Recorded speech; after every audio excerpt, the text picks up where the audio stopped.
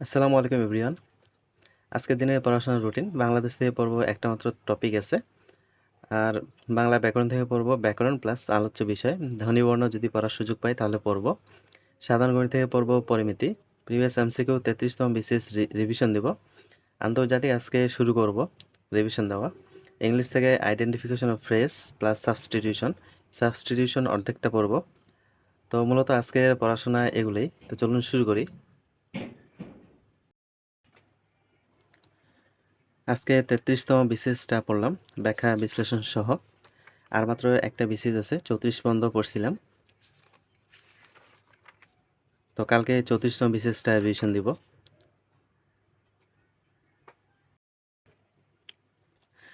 ব্যাকরণ থেকে গতকালকে পড়ছিলাম ভাষা, বাংলা ভাষার উদ্ভব ও ক্রম বিকাশ। তারপরে পড়ছিলাম ভাষার রীতি। তারপরে বাংলা গদ্যের উৎপত্তি ও বিকাশ, বাংলা লিপি, বাংলা মুদ্রণ, এই টপিকগুলো গতকালকে পড়ছিলাম। আজকে পড়লাম হচ্ছে বাংলা ব্যাকরণ, আর পড়লাম হচ্ছে ব্যাকরণের আলোচ্য বিষয়। মূলত এই কয়েকটা টপিক থেকেই 2-3 নাম্বারের মতো আসে। তো এখান থেকে অ্যান্সার করাটা একটু কষ্ট হয়ে যায়, প্রশ্নগুলো অনেক কঠিন আসে। তো তারপরেও প্রিভিয়াস থেকে যদি আসে তাহলে ইনশাল্লাহ এখন পারা যাবে, এখান থেকে যদি প্রশ্ন আসে। আজকে সাবস্টিটিউশন শুরু করছি ইউনিভার্সিটি মেডিকেলের কোশ্চেনগুলো। এখানে মূলত 73টার মতো আছে, আজকে পড়ছি মাত্র 35টা। আজকে সিনোনিমটা রিভিশন দিতে চাইছিলাম, তো সিনোনিম আজকে শুরু করি নেই, আগামীকাল থেকে শুরু করবো ইনশাল্লাহ। তো আজকে সাবস্টিটিউশন বললাম হচ্ছে 38টা, কালকে বাকি যে কয়েকটা আছে 71টার মতো আছে, তো এই 71টা কালকে পড়ে নেবো ইনশাল্লাহ।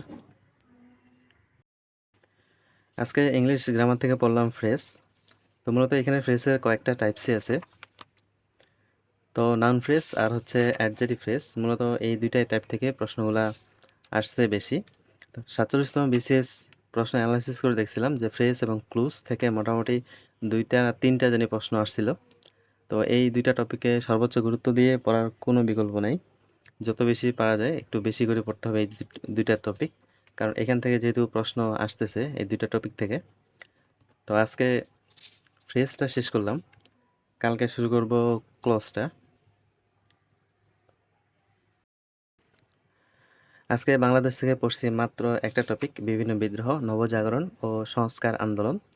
তো টপিকটা একটু বড় আর ইম্পর্টেন্ট, এখান থেকে মোটামুটি ভালোই প্রশ্ন আসে।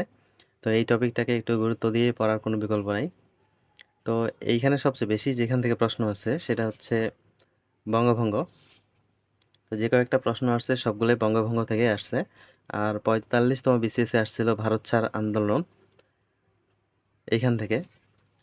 আর বাকি যে আন্দোলনগুলো আছে, অসহযোগ আন্দোলন, আলীগড় আন্দোলন, সিপাহী বিদ্রোহ, তারপরে আছে চাকমা বিদ্রোহ, নীল বিদ্রোহ, ফকির সন্ন্যাসী বিদ্রোহ, এইগুলোও গুরুত্বপূর্ণ, এইগুলো থেকে প্রশ্ন আসার সম্ভাবনা আছে।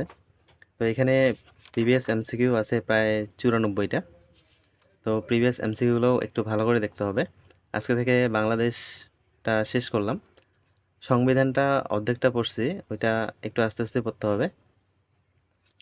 আর এদিকে মোটামুটি সব টপিক শেষ।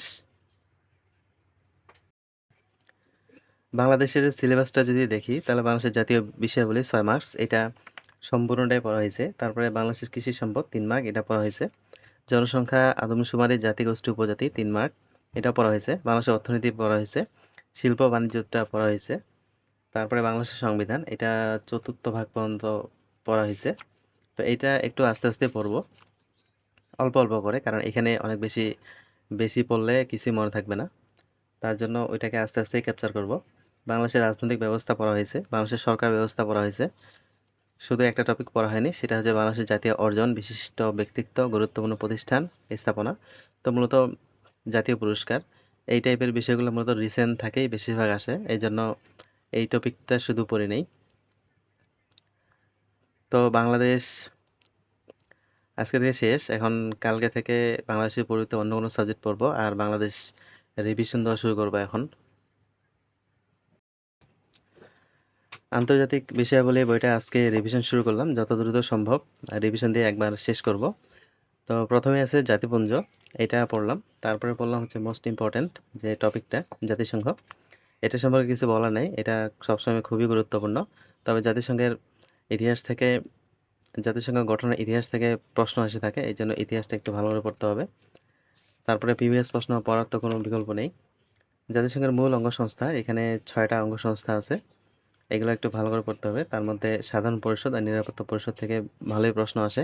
এই দুইটা টপিক যত বেশি গুরুত্ব দিয়ে পড়া যায় ততই ভালো।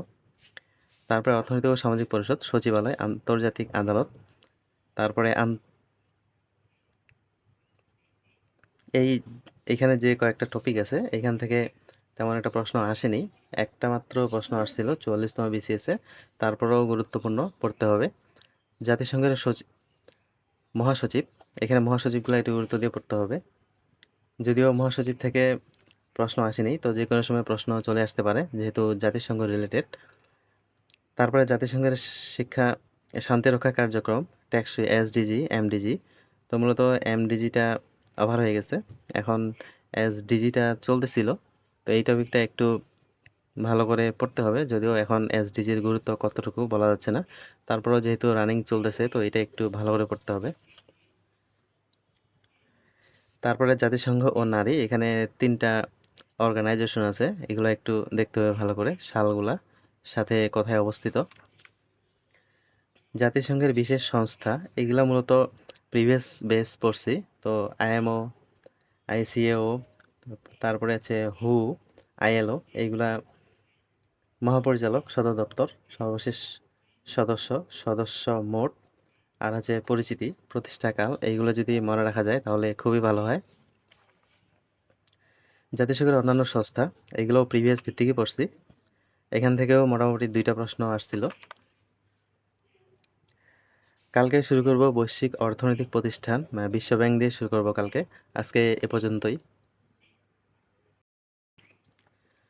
আজকে সাধারণ গণিত থেকে শুরু করছি পরিমিতি, মূলত এই অধ্যায়টা একটু কঠিন। তো এখানে অ্যানালিসিস পার্টটা যদি দেখি তো প্রায় সবগুলা পার্ট থেকেই মোটামুটি প্রশ্ন আসছে, তবে রিসেন্ট টাইমের প্রশ্ন আছে আয়তাকার ঘনবস্তু, বর্গ সংক্রান্ত, তারপরে আয়তক্ষেত্র, আর হচ্ছে সমবাহু ত্রিভুজ। এই 4টা টপিক থেকে রিসেন্টের প্রশ্ন আসছে, আদার্স বিসিএসেও অনেকগুলো প্রশ্ন আসছে। শুধু এই 4টা টপিক থেকে যে প্রশ্ন আসবে তা না, বাকিগুলো থেকেও প্রশ্ন আসতে পারে, তবে যেগুলো থেকে প্রশ্ন একেবারেই আসেনি ওগুলো একটু কম গুরুত্বপূর্ণ।